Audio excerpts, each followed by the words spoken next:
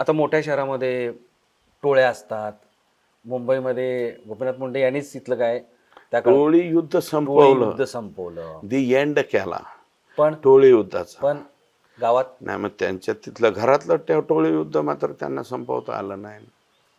हे टोळी युद्धच होतं त्यांच्या परळीत. आता वाल्मिक कराड एकीकडं आका आणि एकीकडं ते बबन गीते. बबन गीतेला हे घाबरायचे. हम्म.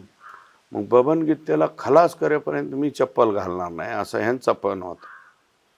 आणि बबन गीतेचा पण यांना खलास करेपर्यंत मी दाढी काढणार नाही. ते बबन गीतेची दाढी फार इथपर्यंत आली.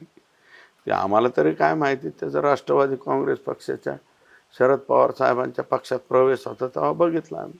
दाढी हा दाढी, तो बी आत्ता फरार आहे बापू हे मांदळेचे. फारच विचित्र पद्धतीने, म्हणजे काय, म्हणजे कुठल्या कुठं काही नाही, परिंदा सर्वसामान्य पिक्चर माणसाला- पाहिला, परिंदा. हा, हा, हा. परिंदा पिक्चरची दुसरी स्टोरी म्हणजे परळी.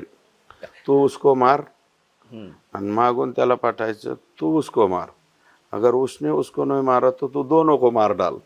हम्म. ही पद्धत यांची राजकारणाची पद्धत.